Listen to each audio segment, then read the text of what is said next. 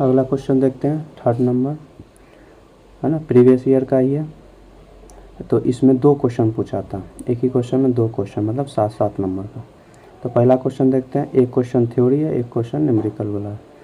तो पहला ये देखते हैं, prove that the average power in an AC circuit is given by W बराबर V I cos phi where symbols have their equal meanings. मतलब average power P बराबर क्या दिया, P को W भी बोलते हैं, वी आई कॉस फाई, ठीक है। तो कॉस फाई क्या है, power factor, voltage into current, ठीक है। तो इसको प्रूव करना है, ठीक है। तो प्रूव करने के लिए हम लोग क्या करते हैं, एक सर्किट एज्यूम कर लेते हैं, ठीक है। तो कौन सा सर्किट एज्यूम कर लेते हैं, हम लोग कर लेते हैं एज्यूम R और L सर्किट।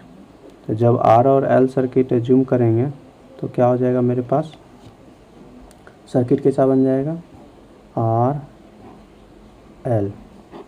तो ये किसका बता रहे हैं, A का ना, R L हो गया, ठीक है। अब इसमें अप्लाई वोल्टेज करेंगे V, तो V अप्लाई वोल्टेज कर दिए, ठीक है। इससे आएगा करंट I, तो इसके अक्रॉस जाएगा प्लस माइनस VR, यहाँ आएगा प्लस माइनस VL, ठीक है। अब क्या है कि हम लोग मान लेते हैं इस सीरीज में I करंट सेम रहता है, तो I मान लेते हैं IM साइन ओमेगा टी, है ना। अब इसका जब फेजर बनाएंगे तो V और I के बीच में क्या आएगा, अगर हम लोग I रेफरेंस लेते हैं, तो I अगर रेफरेंस लिए तो V क्या करेगा, अगर सिर्फ इंडक्टर रहता तो V क्या करता, लीड करता 90 डिग्री से। लेकिन इंडक्टर प्योर इंडक्टर नहीं है, RL है, तो RL में क्या करेगा, कुछ एंगल से लीड करेगा, है ना। तो कुछ एंगल से लीड करेगा, तो मान लेते हैं ये फाई, कितना एंगल है, फाई, ठीक है। तो V और I के बीच में मान लिए फाई। तो I के रिस्पेक्ट में V अगर लिखते हैं तो V बराबर क्या हो जाएगा, कुछ Vm आएगा, तो Vm sine omega T plus phi, है ना। तो कुछ एंगल फाई होके V आ जाएगा। तो इंडक्टर में V के रिस्पेक्ट में I लैगिंग होता है, I के रिस्पेक्ट में V क्या होता है, लीडिंग होता है। तो ये कर दिए। तो अब लिखेंगे we know that P average बराबर क्या हम लोग जानते हैं, अगला हम ले लेते हैं पेज में, we know that P average बराबर या W बराबर क्या हो जाता है, 1/2 पाई, ये एवरेज का फॉर्मूला है, 0 से 2 पाई P of T D omega T. अब P ऑफ T हम लोग क्या जानते हैं, 0 से 2 पाई V of T into I of T D omega T. V of T I of T क्या है, यही है ना, यही क्या है, T के रिस्पेक्ट में, है ना।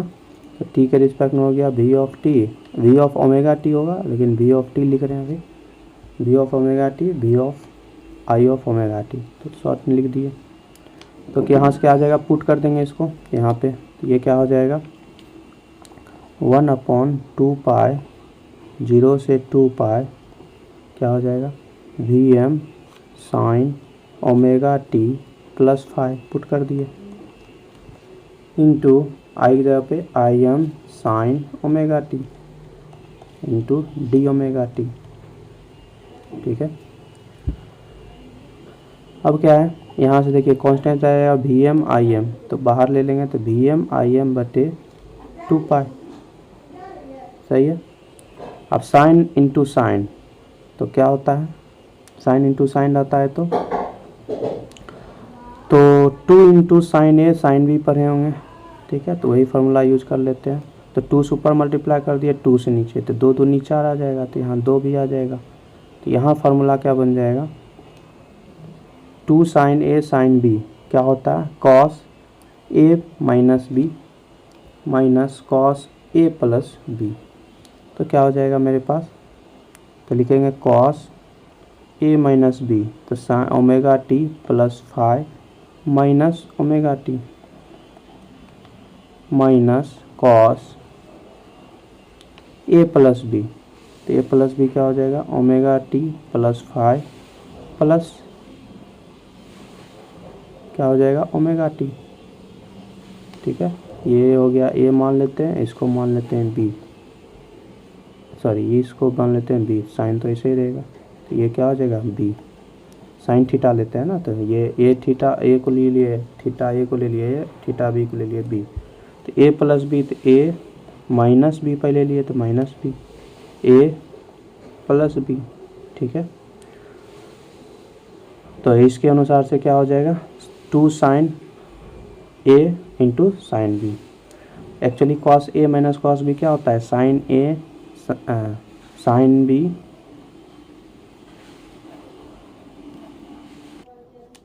ठीक है। तो कॉस ए माइनस बी क्या होता है, कॉस ए कॉस बी प्लस साइन ए साइन बी, या उल्टा भी बोल सकते हैं, sign A sine B plus cos A cos B. ठीक है, और कॉस ए प्लस बी क्या होता है, तो उल्टा हो जाएगा cos A cos B minus sign A sine B, तो माइनस माइनस प्लस हो जाता है, तो यहाँ पे कॉस कॉस वाला टर्म कट जाता है। ठीक है, तो इसीलिए 2 साइन साइन ए साइन बी आ जाता है। तो यहाँ से ये आ गया, उसके बाद माइनस में आ गया, तो अब इंटीग्रेशन करना आसान हो जाएगा। तो ये हो गया omega t d omega t. ठीक है, V M I M by 4 pi, V M I M bye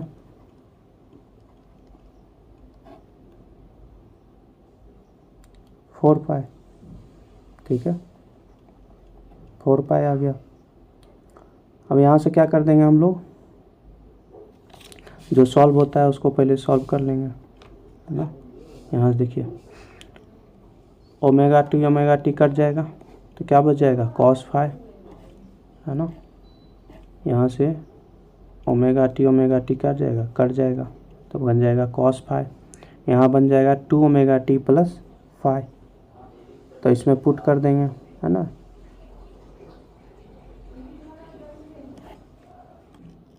तो इंटीग्रेशन करते हैं। ठीक है, अब देखिए यहाँ पर क्या है कॉस फाई, ओमेगा टी की रिस्पेक्ट में बचा नहीं है, तो कॉस फाई क्या हो जाएगा कांस्टेंट हो जाएगा, 0 से 2 पाई डी ओमेगा टी। पहले इसको अलग अलग कर लेते हैं। ठीक है, तो अलग अलग कर लेंगे तो क्या हो जाएगा मेरे पास, तो आसान हो जाएगा थोड़ा सा। तो 0 से पहला हो जाएगा 0 से 2 पाई कॉस फाई आ गया था, और डी ओमेगा टी ये आ गया, माइनस 0 से 2 पाई, यहाँ पे क्या आ जाएगा cos 2 omega T plus phi, तो कॉस क्या आ जाएगा 2 omega T plus phi d omega t. ठीक है, ये आ गया इक्वेशन। अब क्या करेंगे हम लोग, इंटीग्रेट कर देते हैं, तो V M I M upon 4 pi, cos phi क्या है कांस्टेंट है, ओमेगा टी का इंटीग्रेशन ओमेगा टी आ जाएगा, डी ओमेगा टी का 0 से 2 पाई। ठीक है, अब देखिए माइनस, अब क्या इसका इंटीग्रेशन क्या होता है साइन होता है, तो sine 2 omega T plus phi upon क्या होता है, इसके अंदर का भी होता है डिफ्रेंशिएशन होता है, तो ओमेगा टी की रिस्पेक्ट में कर रहे हैं तो सिर्फ 2 आएगा। ठीक है, और इसका लिमिट क्या हो जाएगा 0 से 2 पाई। ठीक है, अब लिमिट पुट करते हैं, तो V M I M upon 4 pi, एक बार कॉस फाई तो कांस्टेंट है, एक बार पुट करेंगे 2 पाई, एक बार पुट करेंगे -0, माइनस इसमें पुट करते हैं तो क्या आ जाएगा साइन 4 पाई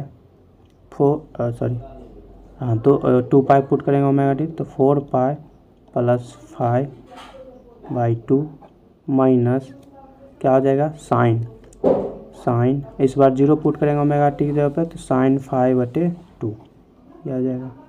अब देखिए साइन 4 पाई प्लस 4 क्या हो जाएगा, तो 4 पाई किधर हो जाएगा, तो देखिए यहाँ पर मान लेते हैं, यहाँ पे मान लेते हैं, तो 4 पाई ना, तो 4 पाई किधर जाएंगे π/2 पाई, 1 पाई से 2 पाई फिर 4 पाई यहीं पे आ गए, है ना। 360 होता है ना 2 पाई, फिर 2 बार आएंगे तो 4 पाई आ गए, 4 पाई प्लस 5, तो सब एंगल क्या होता है प्लस ही होता है, और साइन ही रहेगा, तो ये क्या बन जाएगा साइन 5/2।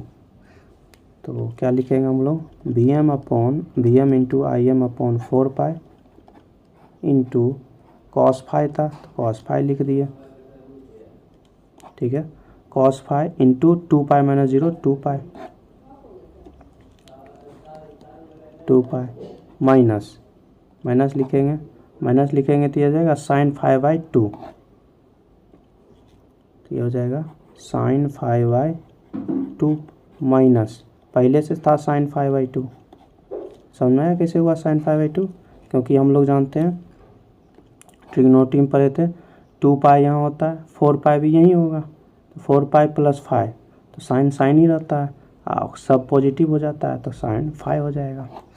ठीक है, अब आगे सॉल्व करते हैं, तो ये क्या हो जाएगा, ये दोनों कट जाएगा, 0 हो जाएगा, तो क्या बच जाएगा VMIM upon 4 pi into cos 5 into 2 पाई, कट जाएगा, 2 दूनी 4, तो क्या आ जाएगा यहाँ पे VM अपॉन √2 लिख सकते हैं into IM upon √2 into cos 5।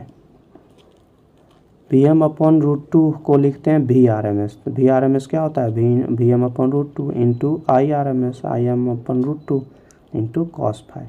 यही क्या हो गया P एवरेज या W के बराबर।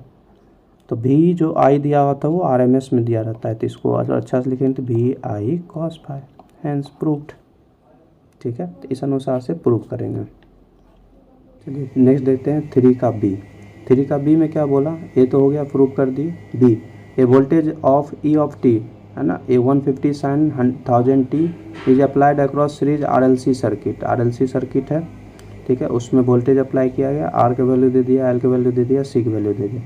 क्या पूछा, compute RMS value of steady state current का RMS पूछ रहा है, वोल्टेज का RMS पूछ रहा है, किसके अक्रॉस, इंडक्टर कैपेसिटर के अक्रॉस। फिर पूछ रहा है एक्टिव रिएक्टिव कितना सप्लाई किया सोर्स। ठीक है, तो एक एक करके निकालते हैं। तो पहले दे दिया हमको, क्या दे दिया, सर्किट, तो पहले सर्किट ड्रॉ कर लेते हैं। तो सर्किट कैसा ड्रॉ होगा, तो देखिए हमको दे दिया RLC, तो दे दिया मेरे पास RL और C, ये दे दिया, सबका मान भी दे दिया। अब इसमें हम लोग वोल्टेज अप्लाई कर रहे हैं। ठीक है, तो वोल्टेज अप्लाई करेंगे तो R का मान कितना है यहाँ पे देख सकते हैं 0.13, तो इसका है 40, इसका 0.13 हेनरी, इसका ओम है, और इसका क्या है, कैपेसिटर का क्या है 10 माइक्रोफराड, तो ये क्या है 10 माइक्रोफराड। वोल्टेज कितना है, तो वोल्टेज देख लेते हैं, तो वोल्टेज कितना है 150 sin 1000 t, 150 sin 1000 t। तो पहले इसे निकाल लेते हैं, क्या ये मान लेते हैं E दिया हुआ है ना, तो E है, तो पहला काम यही होगा, E बराबर दिया E ऑफ टी, तो पहला काम यही होगा कि इसका RMS निकालना, किसका, E का। ठीक है, तो E को छोटकी दिया है, तो छोटकी ले लेते हैं। ठीक है, E ऑफ टी दिया है, ये दिया है। अब इसमें क्या है कि ERMS कैसे निकलेगा, ERMS हम लोग जानते हैं क्या होता है, EM अपॉन √2, क्या होगा EM अपॉन √2, तो EM क्या है यहाँ पर 150, तो 150 अपॉन √2, इसको पहले निकाल लेंगे। तो इसको जब निकालिएगा तो आपके पास क्या है, ये आ जाएगा 106.066, इतना वोल्ट आ जाएगा। ठीक है, अब ये देखिए ये ओमेगा दिया हुआ है, तो ओमेगा बराबर सीधे लिख सकते हैं 1000 रेडियन पर सेकेंड, ओमेगा टी होता है ना, तो ओमेगा टी में ये ओमेगा दे दिया, तो ओमेगा बराबर 1000 रेडियन पर सेकेंड। इतना चीज़ हमको मालूम चल गया। अब RL और C दिया है, तो हमको निकालना क्या है, अब एक एक करके निकालते हैं। IRMS, तो IRMS इससे I फ्लो होगा, तो IRMS क्या हो जाएगा ERMS अपॉन टोटल इम्पीडेंस, तो टोटल इम्पीडेंस पहले हम देख लेते हैं। टोटल इम्पीडेंस क्या हो जाएगा, Z बराबर R plus J XL minus XC, ये हो जाएगा।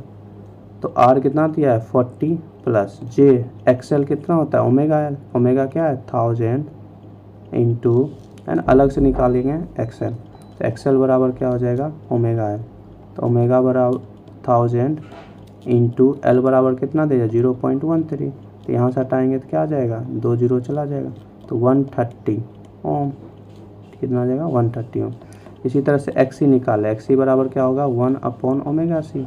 1/ओमेगा की वैल्यू क्या है 1000 है, अपॉन ओमेगा c इंटू सी कितना है 10 इंटू 10⁻⁻6। ठीक है, ये ऊपर चला जाएगा तो क्या बन जाएगा, ये हो जाएगा एक्सी बराबर आ जाएगा 10⁻6 ऊपर चला जाएगा तो 10⁻6 अपॉन 10 कितना बच जाएगा नीचे, देखिए 10⁻3 प्लस 1 10⁻4, तो ये हो जाएगा 10⁻4, तो ये हो जाएगा 10⁻6 माइनस 10⁻4, सॉरी गुना, है ना, गुना 10⁻⁻4, तो यहाँ से आ जाएगा 10⁻6 माइनस 4 गया 2, तो मतलब 100 आ गया, 100 ओम आ गया एक्सी। अब पुट कर देंगे जेड बराबर, तो जेड बराबर क्या बताए थे R plus J XL minus XC. तो आर कितना दिया हुआ है, आर देख सकते हैं कितना दिया हुआ है 40, एक्सएल कितना आ गया 130, ये दिया हुआ है 40 प्लस जे 130, एक्सी कितना है 100, तो ये यहाँ से क्या आ जाएगा 40 प्लस जे 30। ठीक है, जेड बराबर आ गया। तो इसका मैग्नीट्यूड निकालेंगे, जेड का मैग्नीट्यूड क्या आ जाएगा √40 का स्क्वायर प्लस 30 का स्क्वायर, तो क्या आ जाएगा √4 × 16 1600 प्लस 3 × 9 900, √0 9 6 15 1 2, तो 50 का स्क्वायर होता है तो 50 आ जाएगा, 50 ओम आ गया। अब निकालेंगे पहला आरएमएस, है ना, ये सब पहला में कर रहे हैं ना, कहाँ से स्टार्ट किए पहले, ये सब क्या था मेरे पास नोन था, निकालना ही था एक्सएल एक्सी। ठीक है, जेड तक निकालना ही था। अब हम लोग पहला स्टार्ट करते हैं, पहला निकालना। पहला हम क्या पूछा था आई आर एम एस, तो आई आर एम एस क्या हो जाएगा E R M S upon Z total impedance. E R M S क्या निकाले थे देख लीजिए, ई आर एम एस निकाले थे हम लोग